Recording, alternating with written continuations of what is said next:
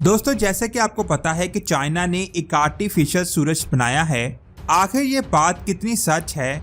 अगर है तो उन्होंने इस सूरज को कैसे बनाया, ये कैसे काम करेगा और क्या सच में ये हमारे सूरज की जगह ले लेगा? ये अमेजिंग इन्फॉर्मेशन आप जानोगे आज की इस वीडियो में। ये है स्पेस की एक और शानदार वीडियो और आप देख रहे हैं स्पेस वर्ल्ड। आज से 4.5 अरब साल पहले हमारा सूरज बना। तब इसके गिर्द बहुत सारे बादल घूम रहे थे। उस वक्त सूरज की गर्मी आउटर सोलर सिस्टम की निस्बत इनर सोलर सिस्टम में काफी ज्यादा थी और सूरज की तेज गर्मी की वजह से हाइड्रोजन और हीलियम गैसेस बहुत दूर चली गई और यहाँ सिर्फ वही ऑब्जेक्ट बचे रहे जिनका मेल्टिंग पॉइंट काफी ज्यादा था। इसी वजह से हमारे इनर सोलर सिस्टम में रोकी सितारे हैं और आउटर सोलर सिस्टम में हाइड्रोजन और हीलियम से बने गैस जाइंट। वक्त के साथ साथ ये डस्ट के बादल चट्टानों में बदल गए और चट्टानी टुकड़े सियारों में। लेकिन जो टुकड़े मार्स और जुपिटर के दरमियान मौजूद थे वो सियारे नहीं बन सके, इसीलिए आज वो एस्टेरॉयड बेल्ट की तरह हमें दिखाई देते हैं। हमारे सूरज का साइज इतना बड़ा है कि इसमें 13 लाख ज़मीनें आसानी से आ जाएंगी। इस अकेले ने पूरे सोलर सिस्टम के 99.9% हिस्से को कैप्चर किया हुआ है। यानी अगर हम सोलर सिस्टम में मौजूद सभी सियारों को एक लाइन में रखते हैं तब भी इसके अंदर बहुत ज्यादा खाली जगह बच जाएगी। इसकी सरफेस का टेम्परेचर 5700 डिग्री है और इसकी कोरोना का टेम्परेचर 1.5 करोड़ डिग्री है, जिससे बहुत ज्यादा चार्ज पार्टिकल्स निकलकर पूरे सोलर सिस्टम में फैल जाते हैं और ये पार्टिकल्स 28 अरब किलोमीटर दूर जाकर सूरज के गिर्द एक बबल बनाते हैं जिसे हीलियोस्फीयर कहते हैं। यानी सूरज से निकलने वाली एनर्जी 18 अरब किलोमीटर दूर तक जाती है। इसी एनर्जी की वजह से हमारी जमीन पर पानी लिक्विड फॉर्म में मौजूद है। पानी के लिक्विड फॉर्म में होने की एक और वजह हैबिटेबल जोन है, यानी हमारी जमीन सूरज के हैबिटेबल जोन में आती है।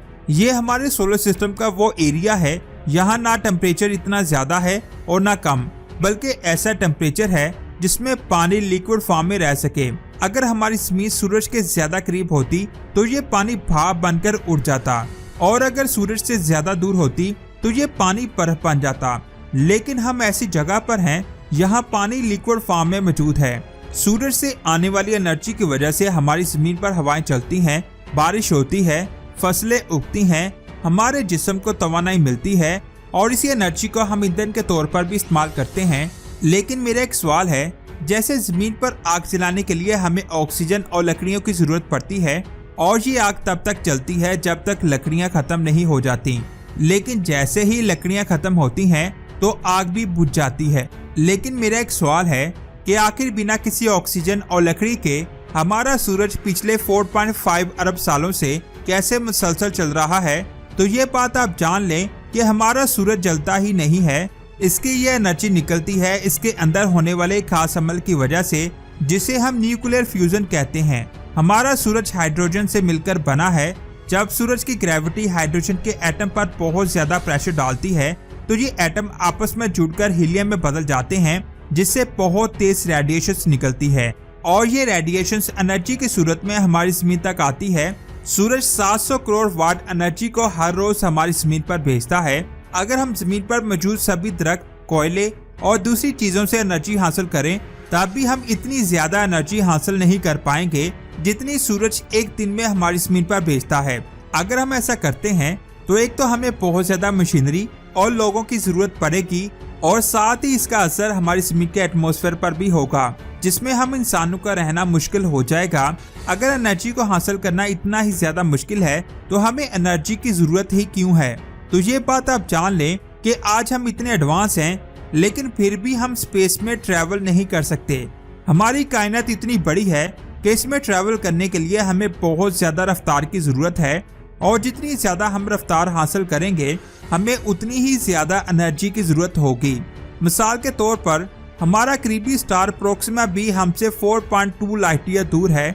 ये दूरी इतनी ज्यादा है कि अगर हम अब तक के सबसे तेज तरीन स्पेसक्राफ्ट पार्कर सोलर प्रोब को भेजें जिसकी स्पीड 200 किलोमीटर फी सेकंड है तो उसे वहां पहुंचने में 60,000 साल लग जाएंगे। जरा सोचिए, ये तो हमारा करीबी स्टार है, यहाँ पहुँचने में हमें इतना टाइम लगेगा, लेकिन हमारी कायनात तो इतनी बड़ी है जिसमें ऐसे ऐसे राज छुपे हैं जिनके बारे में जानने के लिए हमें बहुत ज्यादा रफ्तार की जरूरत है और जितनी ज्यादा रफ्तार होगी हमें उतनी ही ज्यादा एनर्जी चाहिए होगी, ऐसी एनर्जी जिसमें हमें किसी भी तरह के ईंधन की जरूरत ना पड़े। इसी टॉपिक पर मैं एक और वीडियो बना चुका हूँ जिसमें मैंने ब्लैक होल के बारे में बताया था कि एक ब्लैक होल से एनर्जी हासिल करके हम कितनी तेजी से स्पेस में ट्रेवल कर सकते हैं। लेकिन उस ब्लैक होल को बनाने के लिए भी हमें बहुत ज्यादा एनर्जी चाहिए। ये एनर्जी हम इंसानों के लिए बहुत ज्यादा जरूरी है। इसीलिए चाइना ने एक आर्टिफिशियल सूरज बनाया है। चाइना की एक टीम ने एक ऐसी डिवाइस बनाई है जो हमारे सूरज से भी 10 गुना ज्यादा हीट खारिज करती है।